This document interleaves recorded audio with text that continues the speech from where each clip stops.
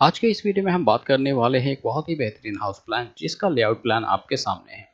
तो यहाँ पे सबसे पहले हम फटाफट से जो है प्लॉट का एक बेसिक लेआउट देख लेते हैं और इसके साइजेस वगैरह देख लेते हैं। तो यहाँ पे जो है प्लॉट की जो चौड़ाई है 15 फुट है और इसकी लंबाई जो है 35 फुट है। यानी 15 बाई 35 का ये प्लॉट है जिसके तीनों साइड जो है दूसरे की ज़मीन है और सिर्फ सामने से इसकी ओपनिंग है। ये इस प्लॉट का बहुत ही बढ़िया पार्ट है क्योंकि इधर जो है आपका तीनों साइड से घिरा हुआ है। फिर जो हमें थोड़ी बहुत जो वेंटिलेशन के हिसाब से देखनी है वो चीज़ें हमें प्लानिंग में देखनी है। तो उसके हिसाब से हमने किस तरीके से इसको डिज़ाइन किया है वो आपको आगे देखने को मिलेगा।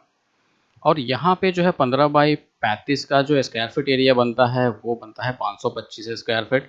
और यहाँ पे जो है आपको क्या क्या चीज़ें देखने को मिलती हैं। 2D प्लान जो कि हम अभी आपको दिखा रहे हैं, ये एक बेसिक 2D प्लान है। और यहाँ पे जो है 3D इंटीरियर प्लान वो भी साइजेस के साथ हम आपको यहाँ पे दिखाने वाले हैं। प्लस ग्राउंड फ्लोर की कितनी कॉस्टिंग आएगी वो भी हम आपको यहाँ पे बताएंगे। तो चलिए एक बार और देख लेते हैं यहाँ पे जो है ग्राउंड फ्लोर की रिक्वायरमेंट। जो भी हमने डिज़ाइन किया है ग्राउंड फ्लोर में क्या क्या चीज़ें मिल रही है वो यहाँ पे हमने लिखी हुई हैं पॉइंट वाइज। बेडरूम आपको मिल रहा है, ड्राइंग रूम आपको मिल रहा है, इसमें डाइनिंग भी स्पेस भी मिल रहा है छोटा सा, एक किचन एरिया भी है आपके पास, यहाँ पे बाथरूम भी मिलेगा, स्टेयर। और ये प्लान जो है बहुत ही बेहतरीन है जिसे कि आप रेंट के हिसाब से भी दे सकते हैं। यानी कि आपको 3 फ्लोर 4 फ्लोर जो भी जितने भी फ्लोर बनाने हो आप उसको रेंट पर दे सकते हैं। तो इस हिसाब से हमने इसकी डिज़ाइनिंग की हुई है। यहाँ पे मैं आपको दिखाने वाला हूँ 3D प्लान और उसकी डिटेलिंग में जो है आपको इसका पूरा साइज़ मिलेगा, कॉलम प्लेसमेंट, कंस्ट्रक्शन कॉस्ट, एक फ्लोर की क्या कॉस्टिंग आएगी वो आपको बताएंगे। प्लस यहाँ पे आपको कंप्लीट प्लान का ओवरव्यू भी दिखाएंगे। तो चलिए सबसे पहले हम बात करेंगे एंट्रेंस से। एंट्रेंस से गेट की जो ओपनिंग के लिए हमने जगह छोड़ा है वो 6 फुट का छोड़ा है। 6 फुट में आप 2 पल्लों का गेट आराम से यहाँ पे लगा सकते हैं। उसके आगे जो है आप देख सकते हैं कि छोटा सा एरिया है जहाँ पे आप एक बाइक खड़ी कर सकते हैं सीढ़ी के नीचे। कल को अगर आप 1 या 2 फ्लोर बनाते हैं तो आपके लिए यहाँ पे बाइक पार्किंग की फैसिलिटी अवेलेबल है। आप यहाँ पे एक बाइक आराम से लगा सकते हैं। उसके बाद जो है आप सीढ़ी को एक बार देख सकते हैं कि सीढ़ी जो है हमने कुछ इस तरीके से डिज़ाइन किया है कि इन फ्यूचर अगर आपको 3-4 फ्लोर बनाने हैं तो आप आराम से बना के उसको रेंट पे दे सकते हैं, रेंट अर्न कर सकते हैं। तो इस तरीके से जो है सीढ़ी की जो डिटेल हम बता रहे हैं आपको। यहाँ पे जो ग्राउंड फ्लोर की हाइट हम रखेंगे 11 फुट। 11 फुट में हम टोटल 18 या 19 स्टेप देकर सीढ़ी को फर्स्ट फ्लोर तक ले जाएंगे। और जो सीढ़ी की जो चौड़ाई होगी वो 3 फुट होगी और ट्रेड का जो साइज़ होगा वो 10 इंच का होगा। तो ये हो गया आपका थोड़ा सा डिटेल। अब हम बात करते हैं कि ये जो रूम साइज़ है यहाँ पे जो बन रहा है उसका साइज़ क्या है। तो यहाँ पे जो रूम का साइज़ है वो 6 फुट 10 इंच इसकी चौड़ाई है और इसकी जो लंबाई है वो 11 फुट 10 इंच है। तो यानी 6 foot 10 inch by 11 foot 10 inch का ये रूम का साइज़ है जहाँ पे हमने सीढ़ी की प्लेसमेंट की हुई है। और ये जो सीढ़ी आप देख सकते हैं कि प्लॉट के अंदर अंदर में है, हमने बाहर नहीं निकाला इसका क्योंकि हमें जो है फर्स्ट फ्लोर पे बालकनी भी देनी है, इसलिए हमने इस चीज़ें जो है अंदर रखी हैं। अब हम बात करते हैं यहाँ पे अपने घर की मेन एंट्रेंस की। तो यहाँ पे जो मेन एंट्रेंस डोर की जो चौड़ाई हमने रखी है 3 फुट 3 इंच रखी है। उसके बाद जैसे ही हम एंटर करते हैं यहाँ पे तो हमारा ड्राइंग रूम एरिया आता है। उसके बाद आप देख सकते हैं यहाँ पे डाइनिंग स्पेस है और यहाँ पे जो है आपको किचन मिल जाती है। तो यहाँ पे जो है आप डाइनिंग स्पेस भी देख रहे हैं क्योंकि इस प्लॉट का जो साइज़ है वो 15 बाई 35 है। 5 फुट बढ़ने से सिर्फ आपकी एक फैसिलिटीज़ यहाँ पे बढ़ जाती है। तो यहाँ पे आप समझ सकते हैं कि या तो सोफ़ा या फिर डाइनिंग कोई एक ही चीज़ आप रख सकते हैं अगर आपका प्लॉट जो है 15 बाई 30 का है। तो 5 फुट बढ़ने से जो है आपकी यहाँ पे डाइनिंग टेबल आराम से प्लेस हो जाती है। ये एक बेनिफिट आपको यहाँ पे मिलता है इस साइज़ के प्लॉट में। दूसरी चीज़ यहाँ पे जो हमने किचन जो है फ्रंट में इसलिए रखी है क्योंकि जिससे कि जो भी किचन की गर्मी होती है उस वजह से घर में पूरी उमस हो जाती है कुछ इस तरीके के प्लॉट में जो कि तीनों साइड से बंद हो। तो इसलिए हमने किचन को फ्रंट में रखा है जिससे कि इसको प्रॉपर विंडो वेंटिलेशन मिल सके। तो चलिए अगर हम बात करें किचन की तो किचन एक बार देख लीजिए। यहाँ पे जो हमने फ्लोरिंग जो है वाइट रखी हुई है, मार्बल फ्लोरिंग बोल सकते हैं आप इसे। इसका जो किचन का जो टॉप है काउंटर का वो है आपका ग्रेनाइट। यहाँ पे जो है आपको कुक टॉप, ये सिंक, की प्लेसमेंट मिल जाती है। अगर हम बात करें किचन के साइज़ की, तो यहाँ पे जो है इसकी चौड़ाई 7 फुट है और इसकी जो लंबाई है वो 6 फुट है, यानी 7 बाई 6 का ये किचन है। उसके बाद जो है हमारा आता है यहाँ पे डाइनिंग स्पेस। तो डाइनिंग स्पेस में आप देख सकते हैं 4 लोगों की सीटिंग यहाँ पे बनी हुई है और इधर कोने में हमने फ्रिज डाली हुई है। तो इस तरीके से आप इसको अरेंज कर सकते हैं।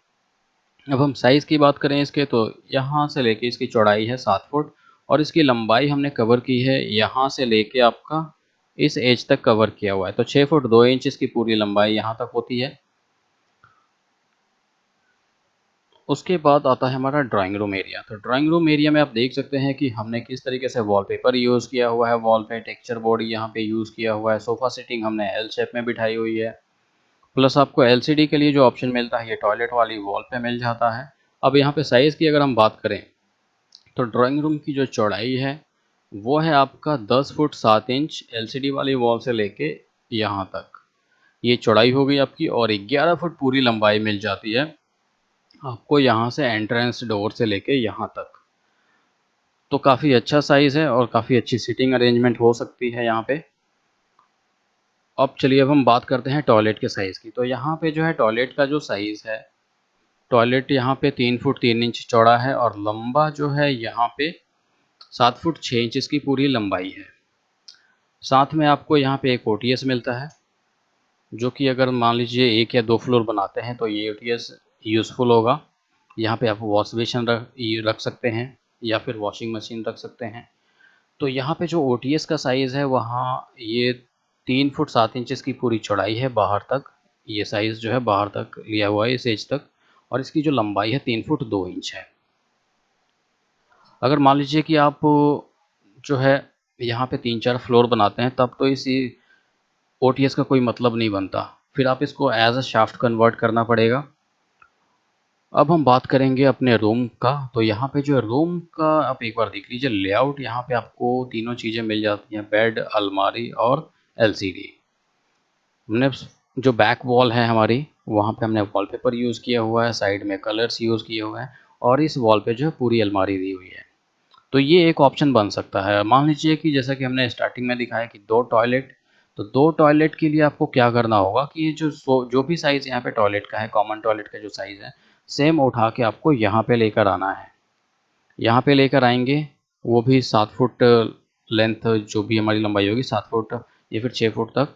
उसके बाद जो है आपका यहाँ पे ओपन एरिया हो जाएगा। तो वहाँ पे आप या तो अलमारी डाल सकते हैं या ड्रेसिंग डाल सकते हैं। तो ये टॉयलेट जो है आपका एज़ इट इज़ यहाँ पे उठ के आ जाएगा। तो यहाँ पे जो है एक ये कॉमन टॉयलेट हो जाएगा और ये अटैच हो जाएगा। उसके लिए आपको क्या करना होगा कि यहाँ पे जो है इसको पूरा कवर करना होगा। ये आपका ओटीएस ना हो के ये आपका शाफ्ट बनेगा, जिसमें कि इस टॉयलेट की जो वेंटिलेशन होगी, इस रूम में जो टॉयलेट होगा इसकी वेंटिलेशन इस शाफ्ट से होगी और ये जो टॉयलेट है इसकी वेंटिलेशन आपकी सीढ़ी पे आप छोड़ सकते हैं। तो ये ऑप्शन है यहाँ पे। यहाँ पे फ्लोरिंग हमने वुडन डाला हुआ है रूम में, ये भी आप देख सकते हैं। अब अगर हम बात करें कि इसकी कॉलम प्लेसमेंट किस तरीके से होगी, तो वो भी मैं आपको यहाँ पे दिखा देता हूँ।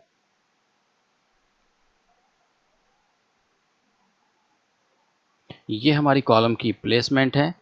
कॉलम यहाँ पे हमने टोटल जो है 8 डाले हैं कॉलम, 2 4 6 2 8।